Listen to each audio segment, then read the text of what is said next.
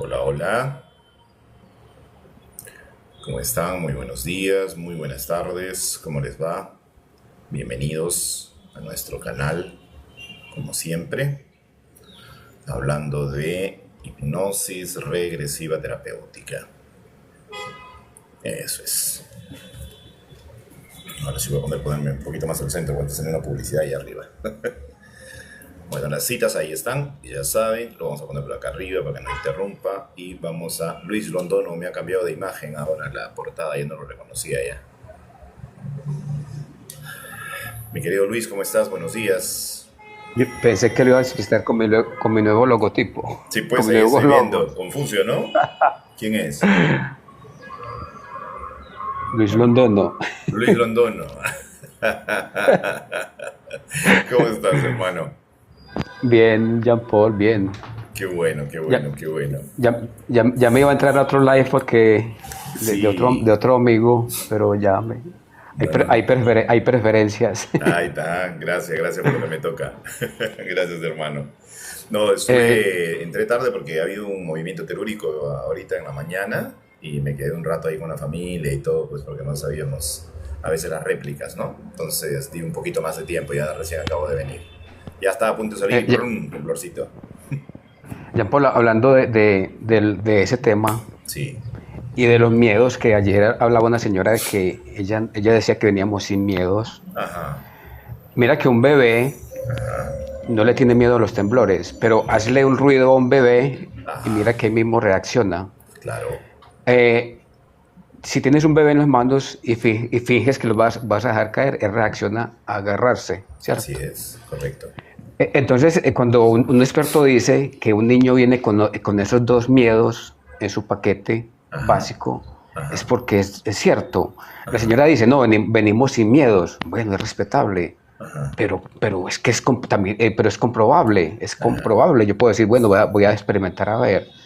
Cojo Ajá. un bebé de la vecina, voy y le hago con unas tapas de unas joyas a ver cómo reacciona. Si el Ajá. niño se queda impávido, pues sé que es falso. Pues yo estoy seguro de que el niño reacciona ante el ruido, ¿cierto? Sí. Bueno, pero, Porque hay muchas pero cosas, Jean Paul. Ajá. sí, pero ojo con esto, ¿ah? O sea, cuando el niño está dentro de un espacio confortable, ojo que no estoy hablando de lo que el bebé va a vivir dentro del vientre de la madre, porque ahí podría también implicar los miedos de la madre y los estímulos externos que la criatura pueda sentir dentro del vientre de la madre. Recordemos que está conectado, pues, no solamente a los nutrientes, sino también a la química hormonal de la mamá, ¿no? Entonces, cualquier miedo de mamá va a ser el miedo de la criatura, ¿no? Ahí empieza la información transgeneracional y la información dentro del vientre. Entonces, sí puede venir una criatura con miedos, que he tenido muchos casos de miedos originados dentro del vientre, y si hubiese venido en un ambiente completamente confortable, con espera, con cuidado, con buen trato, con música acorde, yo qué sé, con las vitaminas adecuadas, etcétera, ¿no? Todas las precauciones necesarias para que esa criatura llegue bien. De haber sido así, esa criatura probablemente vendría con miedos muy escasos. Ahora, ¿por qué reaccionaría al ruido? Porque su oído todavía no está acostumbrado al mundo exterior. Entonces, cualquier cosa ajena significaría sorpresa. Ahí habría que poner si detrás de la sorpresa hay un ligero miedo, sin duda, ¿no? O sea, la reacción natural del ser humano, y esto lo traemos desde que éramos prehistóricos, es que el cuerpo está adaptado para reaccionar a estímulos externos que sean amenazantes. Por eso siempre digo que nosotros venimos a experimentar emociones porque el cuerpo está diseñado para eso. Reacciona automáticamente generando la química necesaria para reaccionar al estímulo. Entonces, si a eso podríamos encasillarlo dentro de miedo, pues sí, traemos algunos miedos primarios, básicos, instintivos, ¿no? Ahora, los otros miedos, como por ejemplo la oscuridad, efectivamente no los tienen. Yo examiné a mi hija para ver si tenía miedo a esto, y cuando jugábamos a la escondida, ella se metía al baño, cerraba la puerta y se quedaba ahí a oscuras, oscuras total. Y no había ningún tipo de miedo, ¿no? ¿Sabes cuándo se despertó su miedo? Cuando empezó a ver dibujos animados. Cuando en el dibujo animado mostraban que habían fantasmas en la oscuridad. En el mismo dibujo estaban mostrando eso. Ella empezó a tenerle miedo a la oscuridad porque sinceramente no le tenía miedo a la oscuridad. Jugaba así, se metía a lugares oscuros y se escondía en lugares oscuros sin ningún temor. Hoy en día le cuesta, ¿no? No, papá, préndeme la luz, dice, ¿no? Y eso es algo que no se ha generado en casa, se ha generado por la televisión que ha visto, ¿no? Los dibujitos animados a los que ha tenido acceso, ¿no? Que bueno, poníamos dibujos animados de los más supuestamente inofensivos para que no la afectaran, pero igual, siempre como parte de alguno de los capítulos, ella ha visto, porque me comentaban, digo, pero ¿de dónde, mi amor, tú sacaste ese miedo? Porque no había ese miedo. Sí, en los espacios oscuros hay fantasmas. ¿De dónde sacas esa idea? Yo lo he visto en un dibujo que he visto. Ah, ya, entonces ahí sacó el miedo, ¿te das cuenta? Entonces, porque la mente de un niño está altamente receptiva, pero ese miedo a la oscuridad no lo tiene, no tiene ese miedo a la oscuridad. Miedo a las caídas sí, porque por instintos va a querer sobrevivir. Miedo a los ruidos fuertes también, porque obviamente es algo que lo va a atacar, ¿no? Es más, al dolor también, o sea, ni bien tú presionas algo o le ponen una inyección o algo, inmediatamente reacciona y a partir de ese momento genera miedo a las inyecciones, ¿no? Y a poquito tiene que ir venciendo ese miedo, pero al principio tiene miedo a ese estímulo externo. Entonces es un instinto de supervivencia, pienso que eso lo traemos todos, ¿no? ¿Tú qué opinas? Mira que hablando de ese tema de las jeringas, de las inyecciones, yo era uno de esos que yo tenía un miedo tremendo. Y resulta que en esa época, estamos hablando de 50 años atrás, mi mamá era la que colocaba las inyecciones aquí en la comunidad, porque mi mamá trabajó como empleada en el hospital, no como Ya. enfermera, sino como hacía pues el aseo. Y allá las monjas, porque eran manejadas por monjas enfermeras, le enseñaban a hacer ciertas cosas. Ujú. Entonces mi madre me tenía que dar una moneda de 5 pesos en esa época, o 5 centavos más bien, que me acuerdo que eran unas monedas pequeñitas cafés, Ya. y yo con esa monedita me conformaba y me dejaba poner la inyección. Entonces yo no sé ese miedo de dónde lo traje. Los hombres, Sí, los varones, somos más miedosos ante las agujas. así. No sé por qué razón, si los hombres somos tan fuertes, tan poderosos. Entonces me parece muy raro eso, que le tengamos miedo a las agujas. Yo en particular todavía le tengo miedo, pero no tanto. He visto personas, hombres, que le tienen más miedo que a mí. A mí incluso es raramente, raro que a mí me guste cuando me ponen suero, me encanta. Cuando yo siento que el cuerpo se enfría, a mí me encanta esa sensación, Ujú, porque me relajo mucho. ujú. Mientras otros están sufriendo el proceso, yo lo estoy disfrutando, porque me encanta cuando ese suero empieza a recorrer y a entrar en el cuerpo. Mira tú. Ahora, mira, Licenia, ¿cómo está? Buenos días. Dice, hasta donde sé, la mujer tiene más resistencia al dolor físico y el varón tiene más fuerza física. Sí, es bastante interesante lo que propones. Es correcto, si la mujer tiene su nivel, su tolerancia al dolor más elevado que el del hombre, ¿no? Precisamente porque tiene que dar a luz, por ejemplo, y es un dolor bastante fuerte. Yo recuerdo cuando tuve piedritas en los riñones y en el momento de expulsar estas piedritas a través de la uretra, el dolor sinceramente es tan fuerte que sentí que me desmayaba, ¿no? Y cuando fui al doctor a comentarle sobre este dolor y ardor, me dijo que ese es el dolor más parecido al parto. Sinceramente es muy fuerte, es sorpresivo, doloroso de 0 a 1000 en segundos y es súper intenso, ¿no? Súper intenso, intenso. O sea, es una sensación así de ardor, de dolor, que no sé cómo se podría calcular, porque no es como una herida que de repente no sientes y poquito a poquito va ardiendo. No, esto es sorpresivo y pasa de 0 a 1000 así más que un Fórmula 1, ¿no? A toda velocidad. Y es bien impactante el dolor. Y el doctor decía que eso es lo que sufre una mujer, es el dolor que siente una mujer cuando da luz, ¿no? O sea, me imagino que su nivel de tolerancia es brutal, el de la mujer, ¿no? Muy fuerte. Ya Paul, sí, todos tenemos un nivel de dolor diferente. Así Por es. ejemplo, mi padre tiene un nivel de tolerancia demasiado alto, pero las mujeres obviamente siempre nos superan. Ujú, Hay casos ya muy extremos donde la mujer disfruta el parto. Tengo una persona conocida aquí abajo donde dice que a ella le parecía muy bueno parir hijos. Tuvo ujú, 4 hijos. ujú, Tener hijos es muy bueno porque ujú, no sentía ese dolor. ujú. Y también hay otra cosa que es extraña porque hay personas que no sienten dolor. Había una señora, creo que, no sé si de Estados Unidos o de Inglaterra, que ella jamás sentía dolor. Y ella pensaba que nadie sentía dolor. Y son casos muy particulares. Sí, hay casos particulares, sí, hay casos particulares de ausencia de...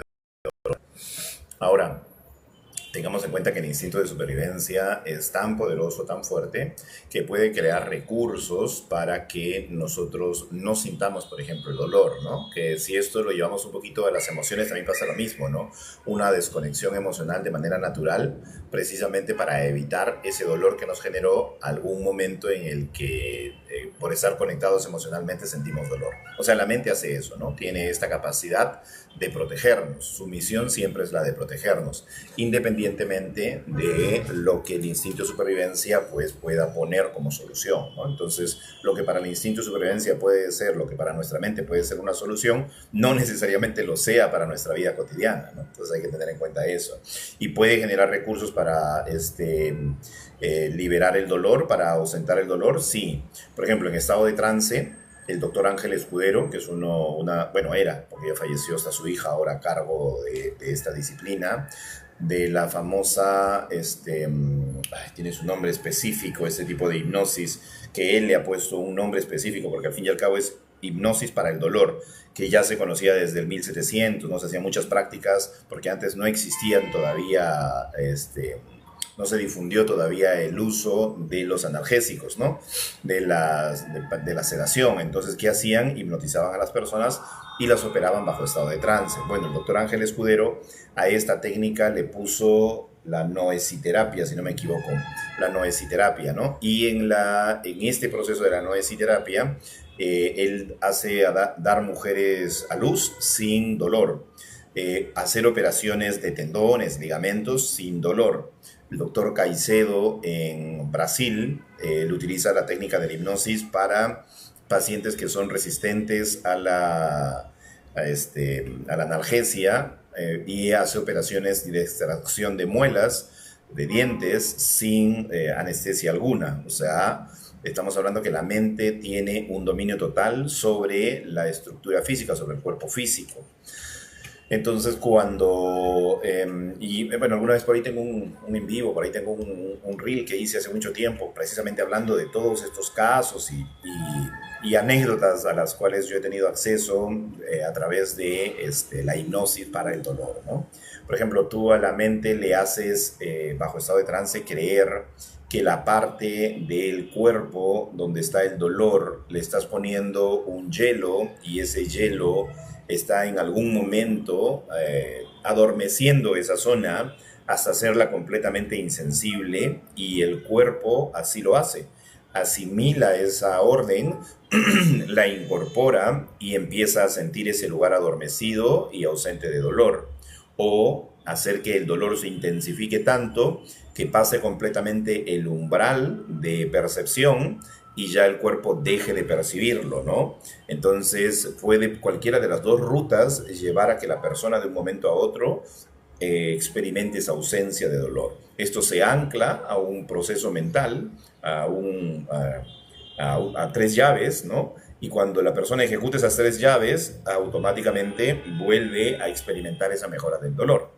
Entonces es una técnica y es un área bastante amplia e interesante cómo la mente trabaja sobre el dolor. Entonces por eso con toda certeza yo te puedo decir que independientemente de que sea hombre o de sea mujer, puede, a pesar de que la mujer tenga más resistencia, en su umbral de dolor sea más alto, puede sugestionarse a un hombre para que aguante el dolor, ¿no? Por ejemplo, una de las búsquedas constantes cuando vienen a terapia es precisamente eso, ¿no? Tratar de dominar, controlar el dolor. Entonces se crean anclajes para eso, ¿no? Siempre buscamos el origen del dolor, pero cuando ya es neuropático, definitivamente hay que crear anclajes para que domine ese dolor, ¿no? Pero igual hay que buscar el origen, porque siempre hay una raíz detrás de cada dolor, ¿sí? Dependiendo del lugar del cuerpo donde se manifieste. Animamos a todos los que están por aquí a subir, ¿ah? Suban. Los que quieran subir, por favor, abierto el canal, suban.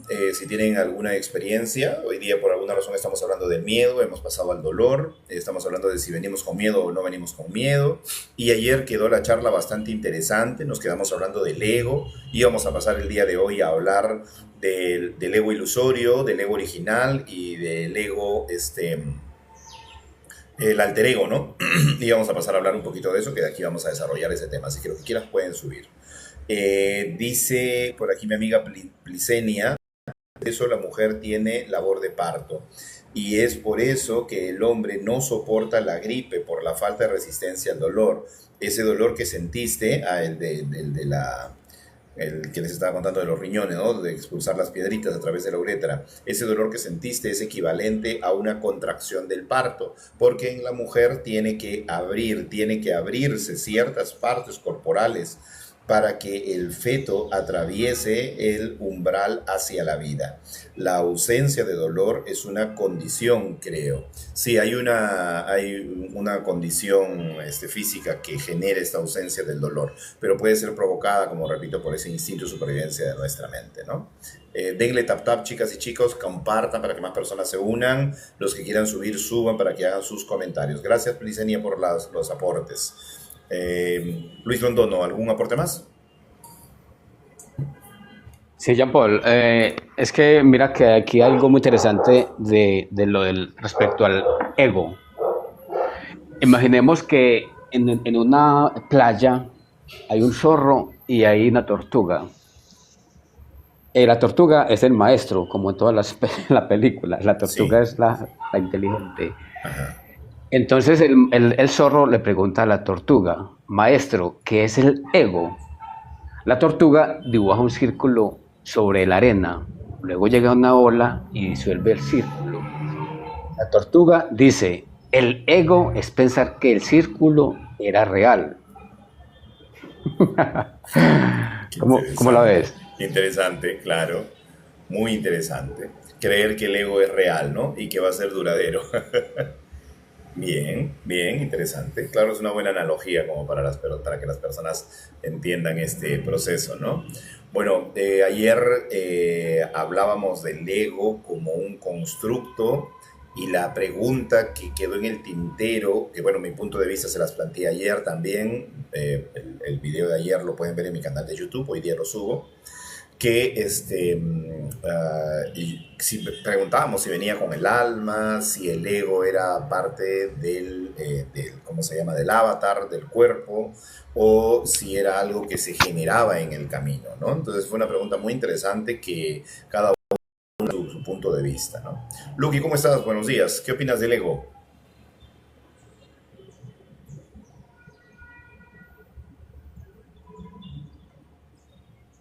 ¿Aló? ¿Lucky? ¿O Lucky? ¿Cómo estás? Está ocupado. Karen, ¿cómo estás? Buenos días. Dice, buenos días, yo necesito las terapias, estoy pasando por mucha ansiedad, por enfermedad. Karencita, ¿cómo estás? Mira, encantado de servirte, Karen. Estamos trabajando en Lima, Perú, trabajamos presencial aquí en Lima, Perú, y trabajamos online a cualquier otro destino, ¿sí? Si te preguntas, si por ahora estás fuera de Lima y necesitas las terapias y te preguntas si es igual de efectiva, es completamente idéntico, ¿sí? Al final la mente tiene ya vinculado los espacios como la cama o el sillón donde se propone hacer idealmente las terapias, ya las tiene vinculadas con sueño, con descanso, con relajación. Entonces, lejos de ser una desventaja, termina siendo una gran ventaja, porque ahí tenemos prácticamente un 40-70% de la práctica inductiva ganada, ¿no? Ahí lo que tenemos que evitar más bien es que la persona se nos duerma, porque ya tiene esa asociación de cama con sueño, ¿no? Entonces, tenemos que evitar que se duerma, pero se logran estados de trance muy profundos y efectivos, ¿sí? Así es que no se vayan a privar de hacer una terapia si es que se encuentran lejos, porque la verdad no hay ningún tipo de impedimento.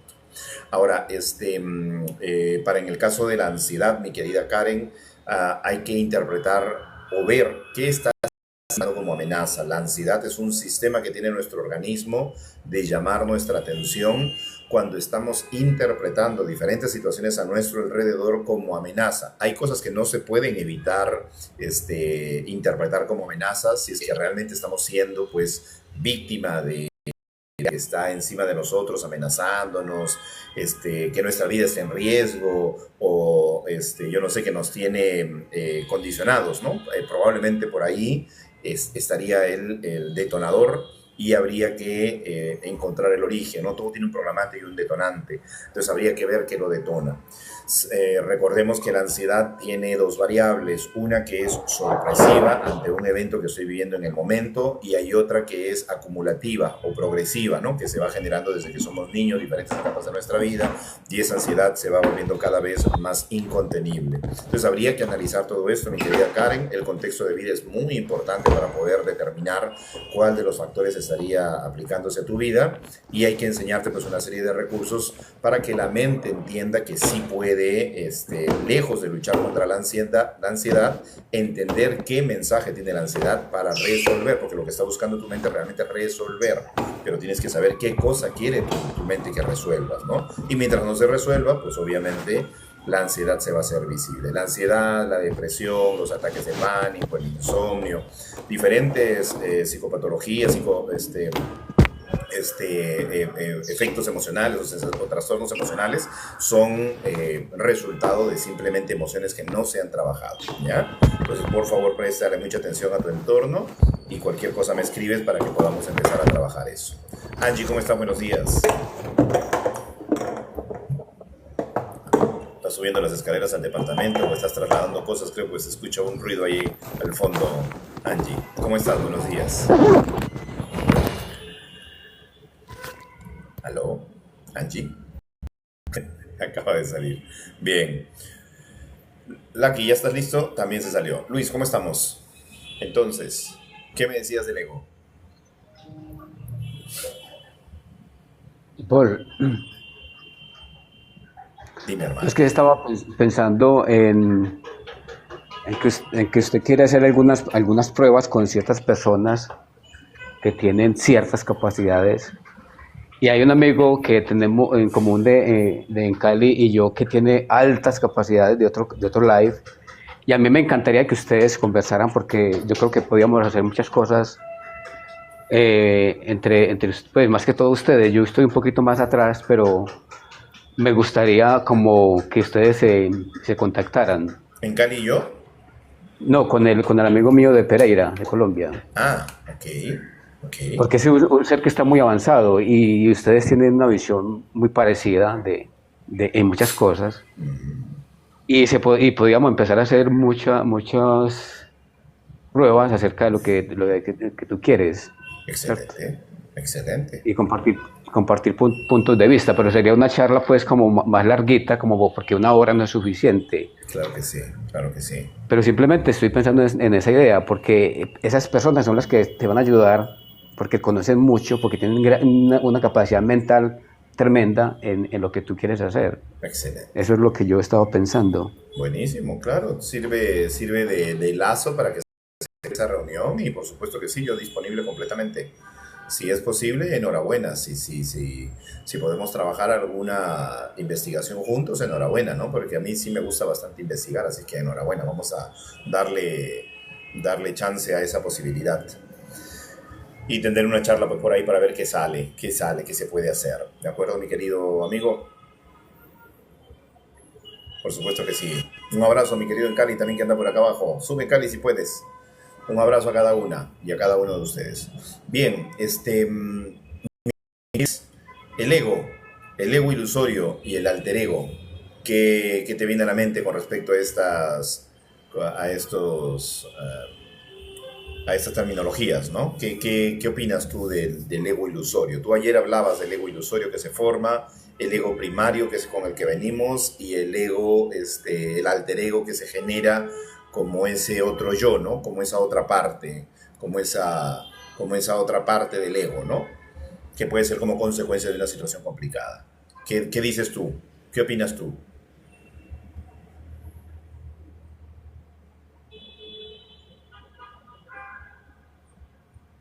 Luis. Jean Paul, el alter ego es como cuando en determinada situación yo requiero crear otro personaje. Claro. Aparte de mis máscaras, creo otro, un alter ego. Claro, Así es que yo lo percibo. Sí, como otra personalidad. Respecto al ego ilusorio, te voy a leer. El ego ilusorio es una construcción mental falsa Es la máscara social, el personaje que creamos basado en etiquetas, posiciones, títulos y el miedo al juicio ajeno. Es una ilusión que cambia constantemente y no representa quién eres realmente. ¿Cuál es el ego sano? El ego sano es la mente práctica. Es el software que necesitas para recordar tu nombre, manejar tu dinero, cuidar tu cuerpo y no te identificas con él. ¿Cómo te parece? Así es correcto. El ego sano o el ego original es este ego que no, al cual no nos aferramos, ¿no? Es este ego que sabemos que es parte de nosotros, pero no domina en nosotros, ¿no? No nos domina completamente. O sea, simplemente es necesario para algunas situaciones en particular, pero no es alguien que va a dominar nuestro ser ni que va a predominar tampoco nuestro ser, no se va a mostrar ese personaje. Mientras que el alter ego sí, es una personalidad distinta, ¿no? Que muchas veces tiene características diferentes a la persona original, ¿sí? O sea, se crea, como yo repito, como si fuese un escudo, una coraza, una estructura, ¿no? Por ejemplo, el narcisista tiene alter ego bien marcado y este alter ego precisamente es un sistema de defensa, porque esta persona en algún momento ha sido traicionada, ha sido abandonada, ha sido enjuiciada. Entonces esta persona tiene muchos temores reales detrás y para que esos temores reales no se den a conocer, no sean visibles, crea este personaje. Un personaje completamente diferente, un personaje que lo puede todo, un personaje que lo único que le importa es llegar a la cima, un personaje que le importa poco si aplasta al gato o al presidente, no le importa, él va a llegar hasta arriba, hasta la meta, ¿no?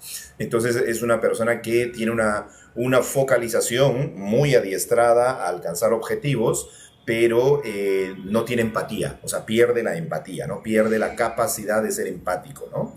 Pero crea un personaje, es un personaje completamente, ¿no? Y sin, ya dejando de lado el narcisista, que creo que es uno de los más comunes, vayamos a otros alter egos que creamos de manera convencional, ¿no?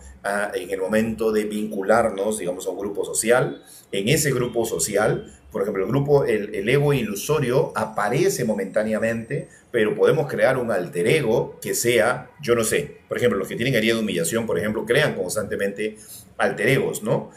El sociable, el divertido, el que arma la fiesta, el que se hace una prueba de quién toma más, él toma más, de quién se droga más, se droga más, o sea, comienza a tener actitudes que solamente van a ser adaptativas para crear un personaje que todo el mundo acepte y quiera, ¿sí?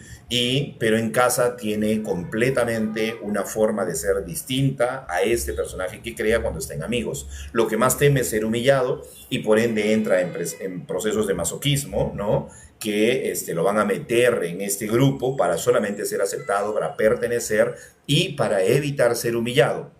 Pero no se da cuenta las humillaciones que se está haciendo a sí mismo, porque se está humillando en muchos momentos, ¿sí? Pero todos los demás, como le festejan cada uno de sus actos, en este alter ego, este personaje creado por él, simplemente es aceptado, incluido, pero realmente cae en muchas situaciones en las que él mismo se pone en riesgos, ¿no? O ella misma se pone en riesgos, ¿no? Entonces sí, estos alter egos son muy interesantes de analizar. Hay personas que son muy... crean un personaje, por ejemplo, ¿no?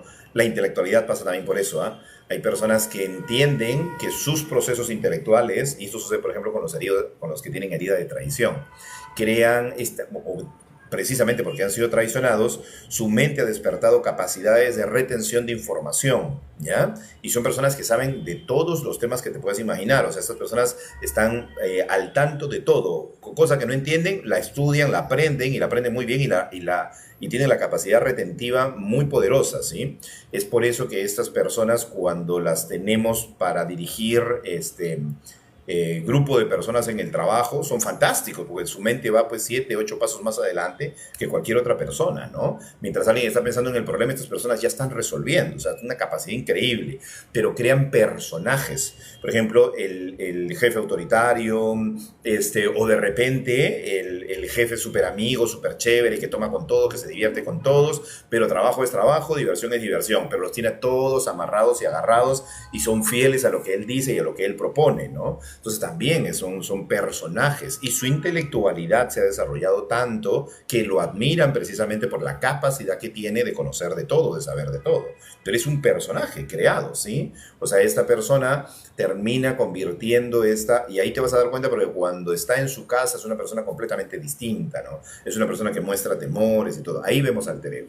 Y hay personas que obviamente son originales completamente, han desarrollado características, han desarrollado capacidades, han avanzado en la vida y son permanentemente así, o sea, ya es su personalidad. Pero ojo, ahí es donde tenemos que desmenuzar un poco la situación. Es una personalidad adaptativa a las situaciones que finalmente, digamos, yo he creado mi alter ego. Voy a ponerme como ejemplo, ¿ah? Yo he creado mi alter ego y mi alter ego, y yo reconozco mi alter ego porque en algún momento lo creé cuando yo era víctima de bullying en el colegio, ¿sí? A la consecuencia a consecuencia de ser víctima de bullying en el colegio, yo empecé a reprimirme, a retraerme, ¿sí? Entonces, cuando descubro que la mejor forma de salir de ese estado es empezar a construir un personaje distinto, me cambian de colegio y en el momento en el que me cambian de colegio, yo comienzo a adquirir toda la información de hipnosis. Que recuerden ustedes que a los 13 años yo empecé a aprender hipnosis, ¿no? Entonces, cuando empecé a descubrir esto de la hipnosis y vi que mucha gente le gustaba, le apasionaba, me metí de cabeza. Ahí creé al personaje. Ahí comencé a crear un personaje que se adaptó a la situación y que comenzó a generar curiosidad y que más bien, lejos de ser la persona bulleada, se convirtió en referente al que le pedían que interactúe con las otras personas. Me di cuenta también que les gustaba cómo hablaba, entonces comencé a desarrollar mi habla, comencé a leer muchos libros y palabras que no entendía, me metí al diccionario a buscarla, entonces comencé a desarrollar una mejor calidad de expresión. Entonces todas estas cositas que yo veía que gustaban a las personas, las iba incorporando. Pero ojo, pregunto, yo hasta ese momento no sabía qué herida tenía, ¿eh? Yo avanzaba en la vida creando mi personaje y cada vez iba poniéndole más cosas a mi personaje para que se vuelva cada vez más atractivo, ¿sí? Atractivo no por belleza física, sino por intelectualidad, por capacidad, por manera de comunicarse, por sorprenderlos con técnicas que conocía y cosas por el estilo. Entonces era una cajita de sorpresas, ¿no? Había mucho que ver en mí. Entonces eso generaba, como un imán, atraía a todo tipo de personas, ¿no? Entonces comencé a volverme un referente, digamos que tuve éxito en esa parte del colegio, la pre y todo este camino, ¿no? Educativo, ¿no? Entonces sí, creé un personaje, pero ahí venía el tema. Más adelante yo me di cuenta, cuando descubrí que tenía herida de abandono, que se había generado en mis primeros años de vida, que este personaje que yo había creado era para complacer. ¿Qué buscaba? ¿Qué buscaba? A ver, ¿quién me dice qué estaba buscando? Herida de abandono. A ver, pónganlo ahí. ¿Quién sabe? ¿Qué estaba buscando? Aprobación, reconocimiento. Eso es lo que buscaba. La palmadita. ¡Wow! ¡Qué bien lo hiciste!, ¿no? Para mí era oro puro, ¿sí? Mi personaje se alimentaba de eso, del reconocimiento, de la aprobación. Más adelante, cuando descubro mi herida, me doy cuenta que yo estoy lleno de ¿qué? De ego. Estoy lleno de ego, completamente. Estaba así rebalsando de ego. Me encantaba ser figura, ser presencia. Y ojo que yo tenía mucho miedo a hablar en público, pero en mis pequeños círculos de confianza fluía como el agua, ¿sí? Pero cuando me tocaba ya cosas más grandes, exponer ante desconocidos y todo, me hundía completamente, ¿sí? Aparecía mi verdadero yo, el tímido, el que temía ser burlado, el que temía ser rechazado, humillado, ¿no? Tenía mucho miedo a eso. Entonces, poco a poco fui trabajando. Cuando yo empecé a hacer una introspección y a reconocer mi yo interior, empecé a trabajarlo, depurarlo, hasta quitarle todas las máscaras y dejar el que hoy es. Pero yo hasta el día de hoy me pregunto, ¿no? ¿Este yo que finalmente creé es un yo auténtico o es un yo que sigue todavía buscando esa aprobación? ¿Mm? Ya no sé si me satisface, y a veces lo dudo, ¿no? Cuando, por ejemplo, me dicen maestro, yo antes decía, no me llames así, dime Jean Paul, pero me estaba negando a recibir eso, ¿no? Y otra persona me dijo, pero ¿por qué te niegas a recibir eso? Recíbelo. Cuando te dicen maestro, cuando te dicen guía o lo que sea, dilo, acéptalo, es parte de. Y ahí es donde yo empiezo a aceptar el ego como parte de mi vida y aceptar la espiritualidad como parte de mi vida y empiezo a trabajar en algo que se llama el equilibrio, ¿no? O sea, yo siento que mi meta en este planeta es desarrollar completamente ese tema del equilibrio, ¿no? Ya en algún momento lo haremos, lo expandiremos, ¿no? Para que sea un poco más interesante. Me encontraba en muchos casos hablando de mí. que yo era yoísta, ¿no? Todo fluía en relación a mí, ¿te das cuenta? Y hasta el día de hoy, cuando pongo ejemplos, me pongo como ejemplo, ¿sí? Para no utilizar a nadie más, pero ya no está ese deseo de ser yo la figura de todo, ¿no? Es más, esto para mí es un gran ejercicio, por ejemplo, el chat es un gran ejercicio, ¿no? Porque tengo que escuchar. Ahorita estoy hablando, ¿no? Pero generalmente escucho la postura de cada uno de ustedes, ¿no? Antes no era posible que escuche, yo quería figurar, era mi personaje lleno de ego, ¿sí? Bien, vamos a pasar con mi querida... ¿Quién entró primero? Magda. No, Leo entró primero. Leito, ¿cómo estamos? Buenos días. ¿Cómo están con todos? Muy buenos días. ¿Cómo estás? Muy buenos días. Sí, saludo con todos. Sí, justamente, mira, sí hay todavía mucha confusión con respecto a lo que vamos a entender por ego, ¿no? Y en esta parte, como tú justamente nos estás indicando, que es el ego original, entonces me viene a mí una pregunta. Realmente el ego original es una parte que vino con nosotros, ¿verdad? Pero, ¿cómo podemos en esta parte, como te digo, diferenciar al momento de no caer en cuando uno se habla de una dignidad, ¿ya? La dignidad o el ego, o sea, esa parte no sé si me la puedes aclarar, que ahí tengo un poco de confusión. Interesante, muy interesante, ¿no? Cómo desligarlos, ¿no? Que tenemos que ser dignos, que hacernos respetar, priorizarnos, ponernos sobre todos los demás. Primero yo, segundo yo, tercero yo. Y después, por dignidad, tenemos que evitar caer de repente en complacencias, ¿no? Evitar caer en complacencias y priorizarnos nosotros, ser dignos. Y ahí estamos hablando de parte de la conducta, ¿no? Es conducta del ser humano. Y el ego es algo intrínseco, al menos el ego original, ¿no? El otro ego se va construyendo en el camino. Yo pienso que el ego está muy ligado a la necesidad de reconocimiento. No sé qué opinan ustedes.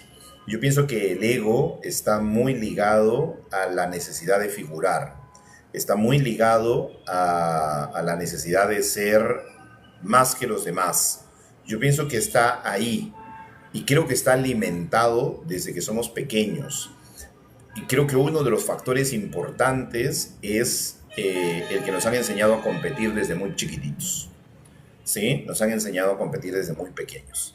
Entonces, por más que nosotros no querramos, traemos incorporado ese programa. Elizabeth Hansen, gusto tenerte por aquí, muy buenos días, gracias por estar y a todos los que van uniéndose. Entonces pienso que por ahí viene. Entonces, la dignidad, el priorizarnos, es un hilo muy delgado entre la verdad y probablemente la exalzación, ¿no? O sea, cuando nos exalzan demasiado, cuando nos aprueban y cuando finalmente el ego se despierta y se desborda. El ego es interesante, el ego es parte de, pienso que como lo desarrollamos ayer, va a ser una parte importante del ser. El problema es cuando se desborda, ¿no? Ahí viene la cuestión. Vamos a ver, vamos a ir desarrollando un poquito más el tema. Sí, Elizabeth Hansen, amor propio, claro, dignidad, todo ello viene amarrado con el amor propio. O sea, está bien como ego original, no es contaminante, no es dañino, es parte del ser, parte de este amor propio. Pero cuando se desborda y se vuelve un ego ilusorio o se vuelve un alter ego, ahí comienza la situación, ¿no? Que es lo que veníamos hablando. Magda, ¿cómo estás? Buenos días. Ay, ay, María Esther, Hola María Esther, ¿cómo estás? gracias. Mira, me parece súper interesante el tema del ego, ya que yo lo veo como un salvavidas. Un Importante es, salvavidas. claro, Ya. importante y necesario, siempre y cuando no sea quien guíe, ¿no? La conciencia sea la que guíe la vida de la persona, sea quien tome el timón. Porque cuando nosotros estamos actuando desde el ego es porque nos estamos tratando de salvar de alguna situación. Ya sea porque queremos reconocimiento o queremos, pues, no sé, ser aceptados, necesitamos ser parte de la manada. Entonces, nos está salvando de esa manera. Si somos necesarios, si somos importantes, podemos existir. Y sabemos que el ser humano, pues, vive en manada, necesita de otros seres humanos, no vamos al sentido biológico, desde mi punto de vista. Y sabes qué me parece súper interesante, ahorita mi hijo está en tratamiento de Asperger y a mí me han diagnosticado junto con el Asperger, entonces yo no lo sabía. Entonces yo como que digo, entiendo muchas cosas, porque al igual que tú también fui desarrollando, digamos, una forma de interactuar con las personas porque siempre me sentía fuera de lugar y me era difícil compartir con las personas, no sabía cómo. Quería pertenecer, pero no sabía cómo. Y uno va aprendiendo, va desarrollando esa forma de interactuar. Y como me dijo pues la terapeuta, no te vas a adaptar, pero vas a aprender, ¿no? Bueno, a mí y a mi hijo, ¿no? Bueno, ya yo digo ahora, yo ya aprendí, así que vamos con él, ¿no? Porque le cuesta bastante relacionarse con los chicos de su edad. No encuentra punto en común. Pero cuando encuentra un punto en común, uy, no lo callas, no lo callas. Entonces, me parece súper interesante, pero por eso lo digo, es necesario darle el lugar también que corresponde de como pues nuestro salvavidas y no tratarlo como el enemigo, el malo, es que el ego es egoísta. Lo que busca el ego es que existas, que sobrevivas.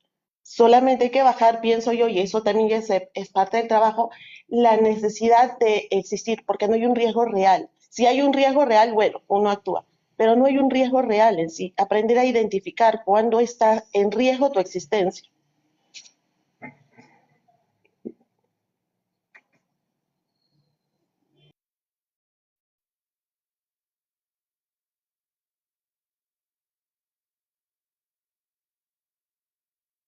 Jean Paul, ¿no te escuchas? Perdón, Luis. Sí, se me olvida, justo lo apago para que se escuche mejor el de María Esther. Gracias, María Esthercita. Estaba diciendo que me has hecho pensar mucho en el tema del Asperger.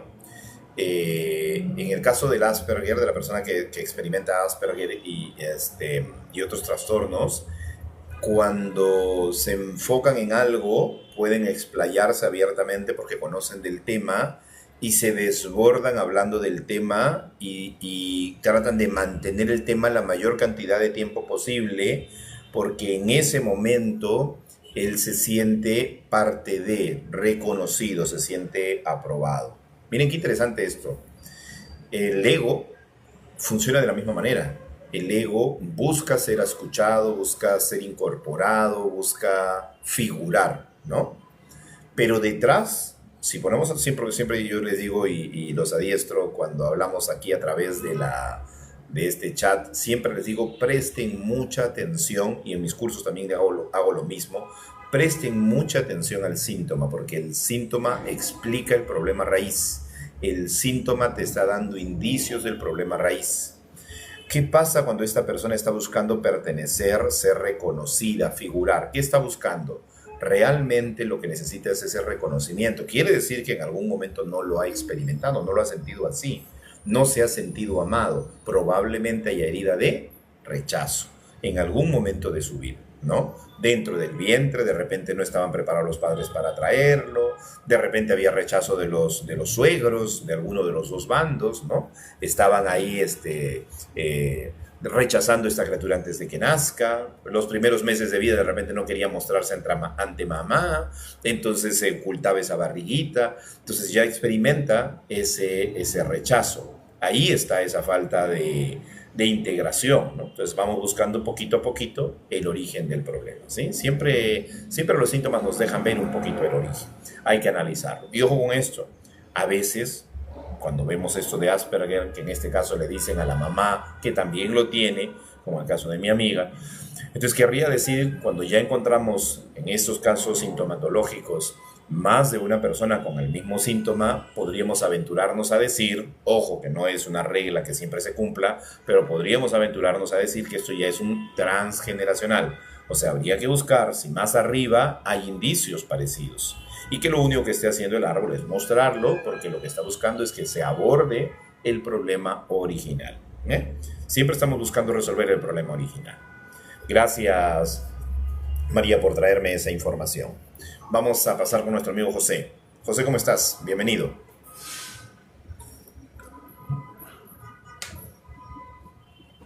Buen día, chicos, buen día, gente. ¿Cómo estás, hermano? Bienvenido. Bueno, tú sabes que, como yo pienso, ¿no? De que esto, como calendario hecho, es pagar impuestos y, y trabajar la supervivencia en comunidad. Eso es lo que se está trabajando, se estuvo trabajando en la era de Piscis. Todavía queda el eco ese, digamos, ¿no? Entonces, el pertenecer es como un programa muy que está muy arraigado porque venimos sobre eso. La pertenencia, el pertenecer a algo, a un grupo, a mostrarnos, a hacer todo. Y eso es, y el cambio que hay que hacer es que, por ejemplo, es que el pertenecer a algo, siempre tú dices desde el ego, desde el que me siento aislado. Ahora, cuando tienes un amor propio entero, ya no lo necesitas, porque sabes que tienes todo. Entonces, al sentir y al saber que tú tienes todo, cuando sales afuera, ya estás integrado. Porque lo que eres adentro, eres afuera. ¿No? Eso quería decir, o sea, no mucho, pero algo dijo. Gracias.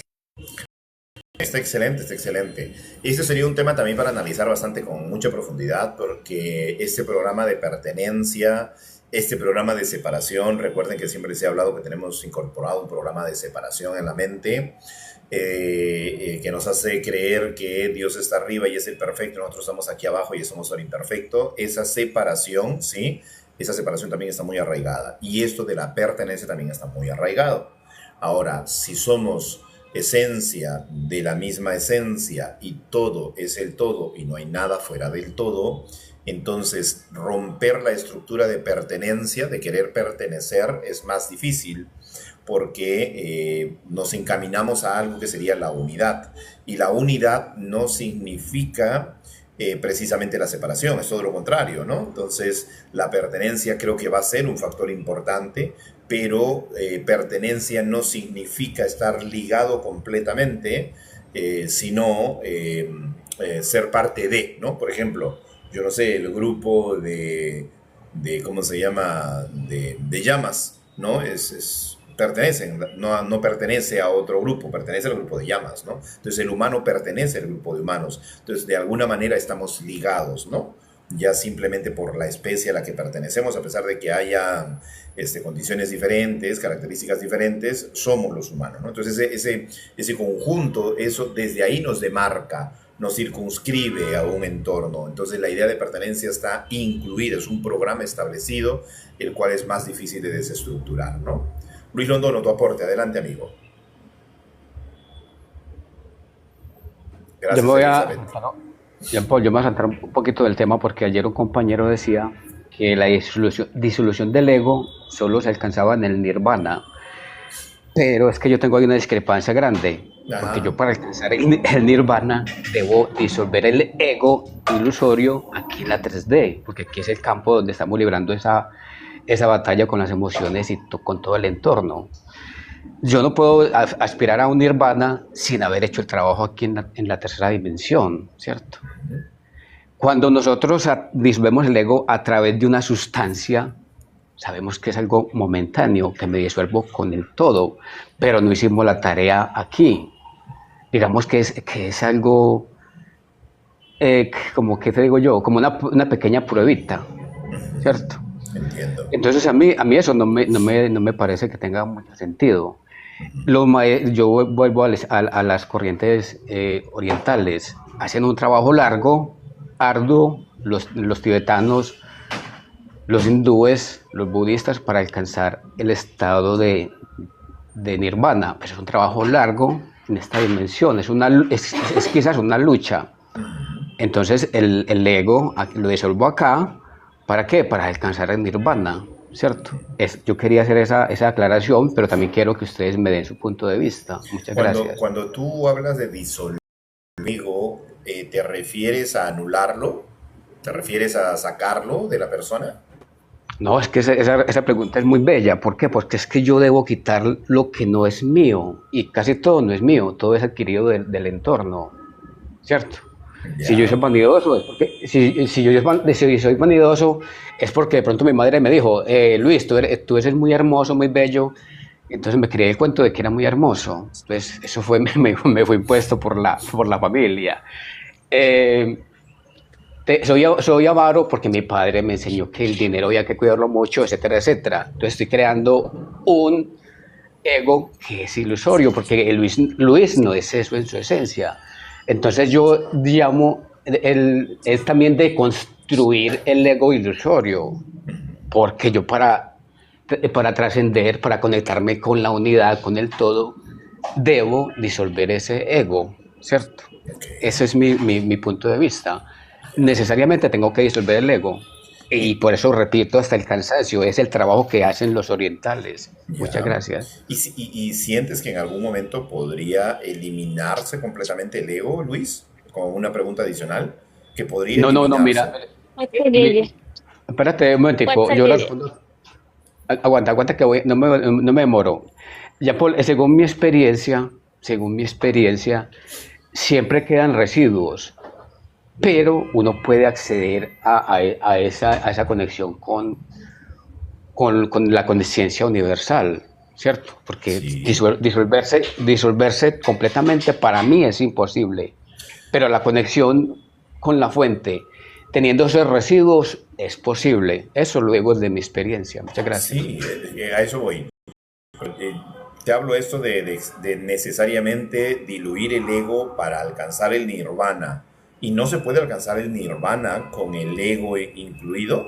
Esa también es una pregunta interesante, ¿ah?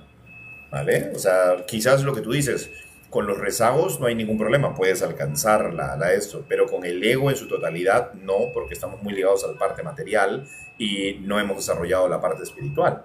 Y puede que una persona estando en el mundo material, con todo su ego exalzado, pueda conectarse a la fuente, pueda acceder a la fuente, o lo tiene prohibido porque tiene el ego muy elevado. ¿Mm?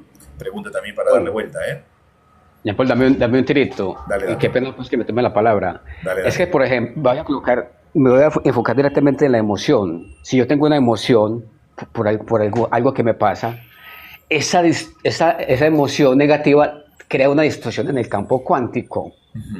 Al tener cualquier tipo de distorsión en el campo cuántico, me impide conectarme a él. ¿Cierto? Estoy hablando solamente de una emoción.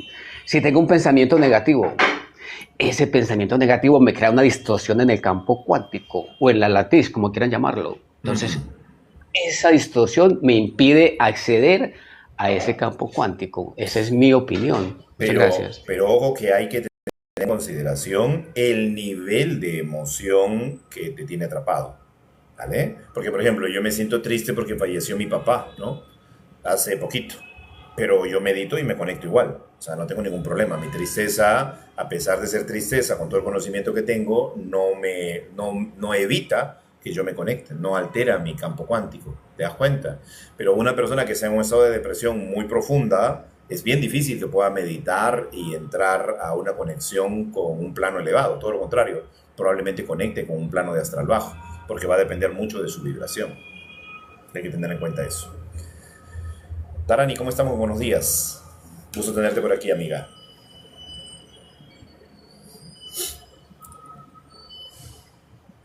Estás con tu micro apagado, Darani.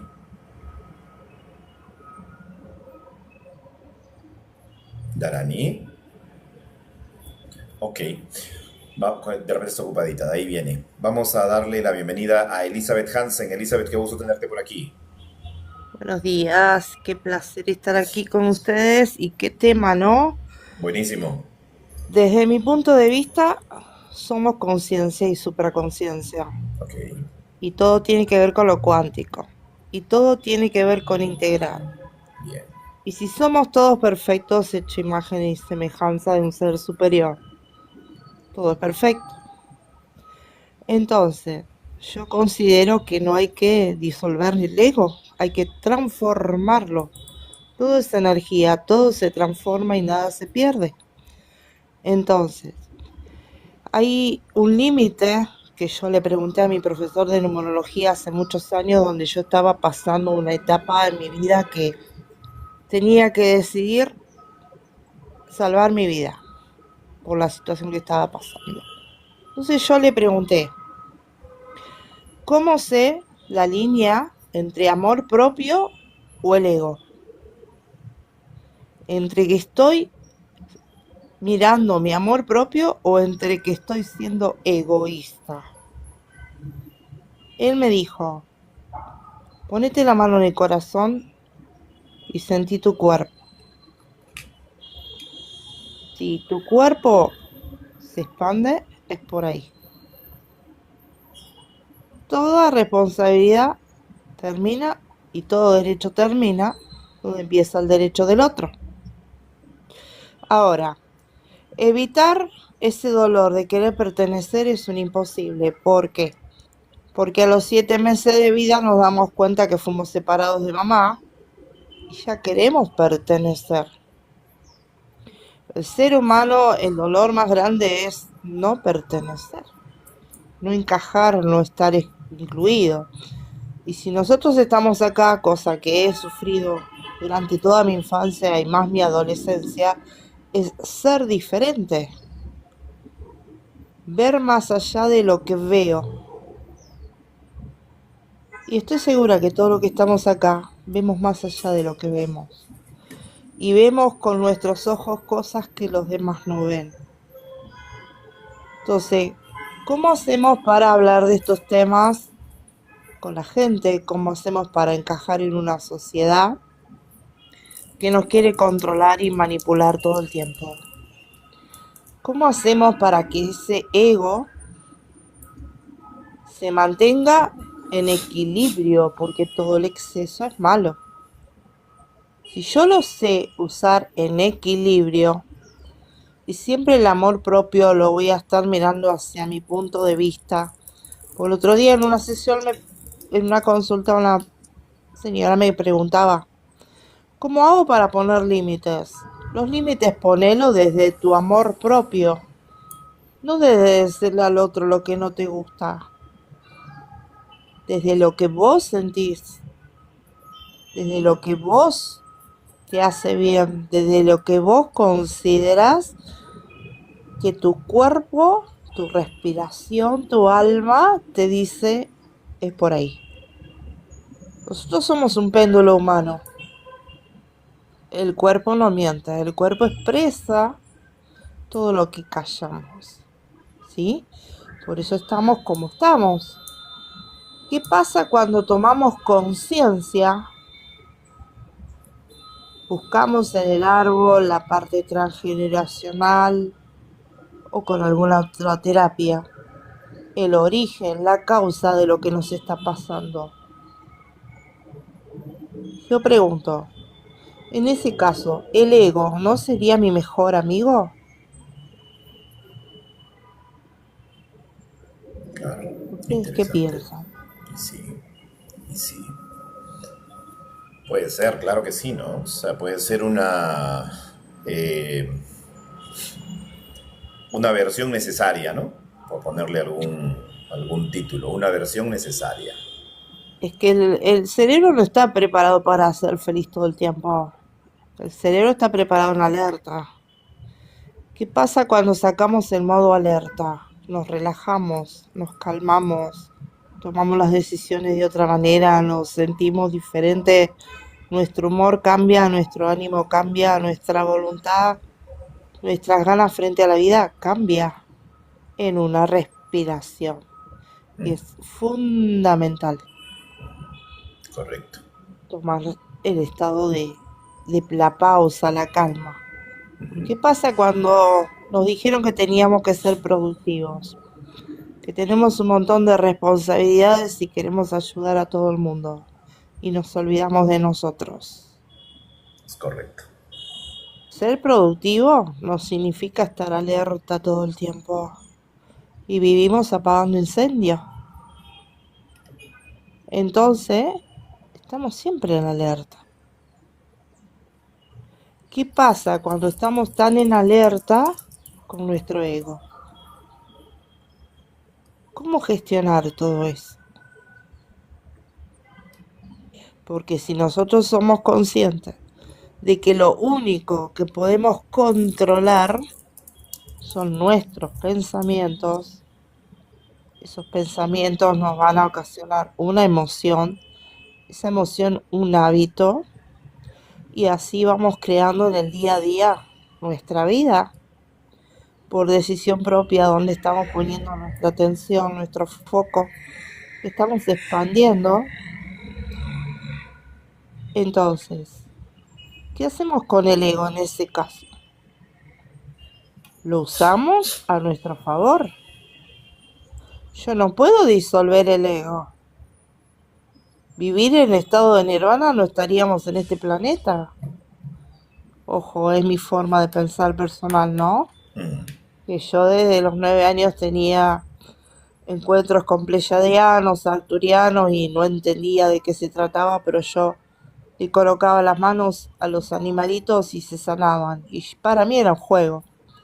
Y mi familia decía que yo estaba loca, que era una nena, que era muy infantil, que inventaba un montón de cosas, cuando en realidad fui creciendo y comprobando, porque llega un momento que nos preguntamos, ¿es real lo que estoy pensando? ¿Es real mi mundo?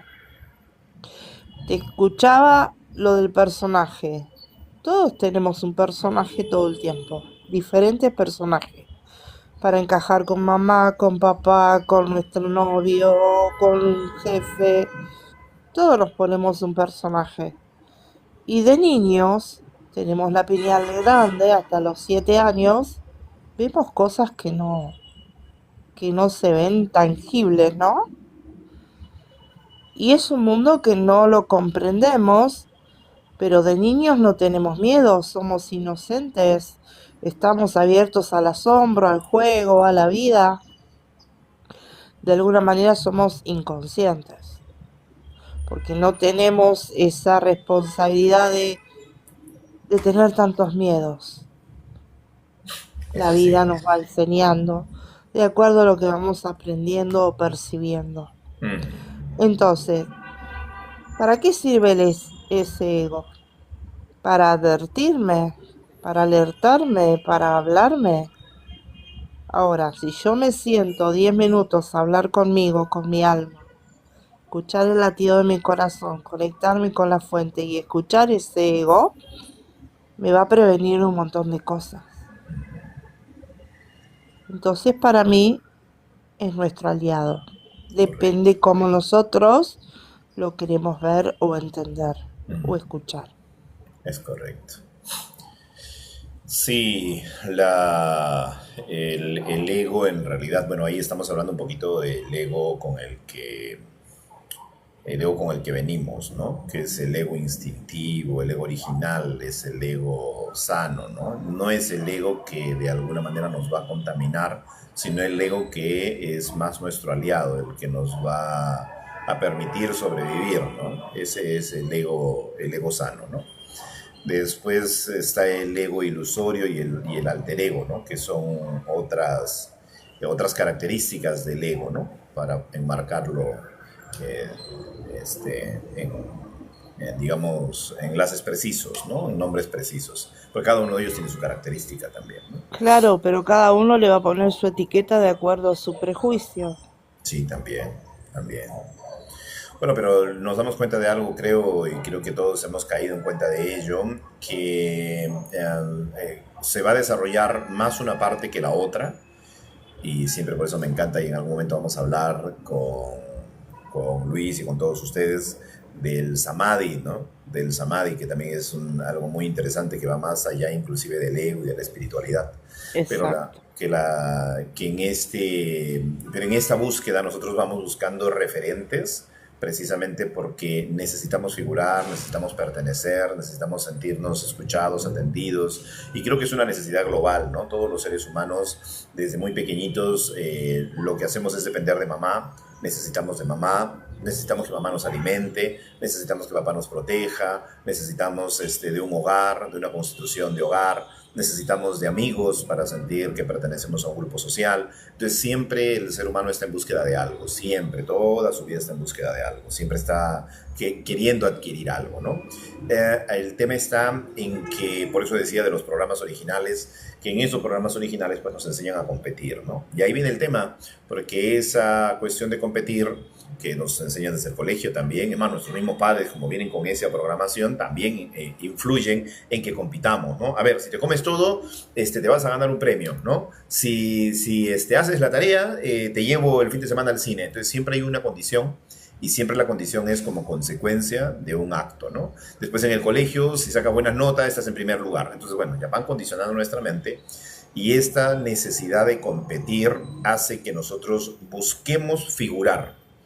Ahí viene el tema, ahí donde el ego que vino a protegernos se distorsiona, ahí es donde el ego se transforma, ahí es donde el ego se vuelve parte de la máscara, ahí es donde el personaje y la máscara despiertan un alter ego, un ego egocéntrico, un ego que se desborda y quiere figurar.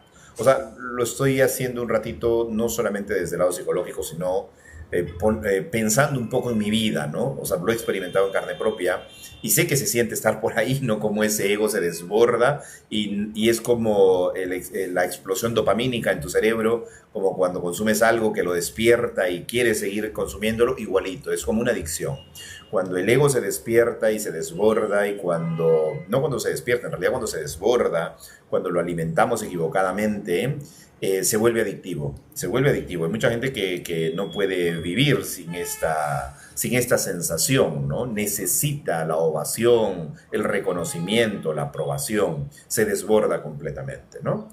Y como decía hace un ratito, hay otras formas de ego que son resultantes de nuestras heridas, ¿no? Que son resultantes de nuestras heridas. O sea, hay heridas tan profundas, como por ejemplo la herida de abandono, que hace que la persona pues busque sí o sí esa aprobación y reconocimiento y es capaz de hacer cualquier cosa, ¿no? Yo pienso que una de las cosas, uno de los puntos que va a permitir que reconozcamos si un ego está completamente desbordado y que es peligroso para un ser humano es cuando se pierde la empatía. O sea, cuando un ser humano pierde la empatía, cuando ya no hay empatía por otros seres y este ego que podría ser, entre comillas, para cualquier padre, qué bueno que mi hijo sea emprendedor, qué bueno que mi hijo esté pensando en ir al futuro, qué bueno que mi hijo esté pensando en grande, ¿no? Hasta ahí podríamos, hasta los mismos padres, alimentar equivocadamente el ego de nuestros hijos. Pero cuando nos damos cuenta como padres, y eso se lo recomiendo a todos los que tengan hijos, cuando vemos que nuestro hijo está pisoteando a los demás para alcanzar sus metas y que le importa poco lo que piensen y digan los demás, entonces ahí tenemos que parar, ayudarlos a parar, ayudarlos a verse, porque muchas veces no se ven. Como repito, es tan adictivo que te mete en grupos sociales en los que de repente esto es lo que más abunda, el ego. Y hay un ego que se muestra más que el otro, y el otro que se muestra más que el otro, y los títulos, el dinero, ¿cómo se llama? Lo que ha logrado, lo que ha alcanzado, y te das cuenta rápidamente porque la persona se identifica con lo que ha estudiado, se identifica con lo que sabe, se identifica con su conocimiento, pero no es real. Es un ego ilusorio, es un alter ego, es un personaje que vive de eso, ¿no? Entonces hay que saber poner los pares cuando veamos que esto se desborda equivocadamente, ¿de acuerdo? Exacto. Y esta mañana, bueno, estaba en otro live hablando de el orgullo. Ok. El orgullo es un muro que ponemos que está perfecto, porque tenemos que estar orgullosos de quienes somos, porque si no estamos orgullosos es que algo nos está haciendo infelices. Pero ¿hasta qué punto el orgullo, recién decías, cómo hacemos para para darnos cuenta que no estamos siendo empáticos? Porque si yo, por mi orgullo, no pido perdón, por mi orgullo no dialogo, Correcto. por Buen mi tema. orgullo quiero tener razón, pero está bueno sentirse orgulloso. Está la dualidad, todos los extremos son malos. El orgullo es un muro que me impide conectarme con el otro, y el otro es mi espejo. Si el otro es mi espejo que me está mostrando que estoy viendo en el otro, Y yo creo que ahí en el estar viendo qué me está mostrando el otro es donde yo puedo equilibrar mi ego y mi amor propio. Así es, completamente de acuerdo. Mis queridos chicos y chicas, como siempre, un placer estar con ustedes. Gracias. Darani, ¿tienes tiempo para hacer un comentario o algo, mi amiga, antes de que cierre? Creo que es primera vez o segunda vez que te tengo aquí en el live y hasta ahora no te escucho. A propósito, antes de que se me vayan, hoy a las 7 de la noche, están cordialmente invitados. Tenemos una clase gratuita con los alumnos que ya se graduaron del curso de hipnosis que dicté. Hoy vamos a hacer prácticas y están invitados cordialmente a las prácticas. Los que quieran participar me escriben al interno o me mandan un WhatsApp o me mandan un mensajito. Yo les voy a mandar la liga para que puedan entrar en la noche a la clase en vivo que vamos a dictar, una clase en vivo en la que vamos a abordar un tema específico con hipnosis, ¿no? El curso que está empezando hoy día empieza también un nuevo curso. Hay personas que todavía pueden inscribirse, que si quieren inscribirse, pueden inscribirse, y los que no estén en dudas pueden ver hoy día la clase en vivo de la hipnosis regresiva terapéutica, trabajando un caso de morderse las uñas, ansiedad. Así que vamos a revisarlo hoy día en la noche, ¿ya? Entonces vamos a ver cómo se trabaja eso. Los que quieran pueden entrar, están cordialmente invitados, va a ser libre, va a ser abierto, lo vamos a transmitir de repente por YouTube también. Va a ser una transmisión en vivo para todo el que quiera participar, ¿ya? Entonces solamente escríbame para darle los enlaces para que puedan participar. Un gran abrazo, cuídense mucho, bendiciones. Les dejo mi número, más 51 977 514 601, más 51 977 514 601. Ahí se los dejo, ¿sí? Me escriben al WhatsApp y los invito para que participen de la clase en vivo que vamos a dictar el día de hoy. Muy bien, chao, chao. Bendiciones, nos vemos mañana. Gracias, chao, chao. Chao, chao, gracias a cada uno de ustedes. Chao, chao. Dale, Elizabeth, te veo una noche. Bendiciones a cada uno.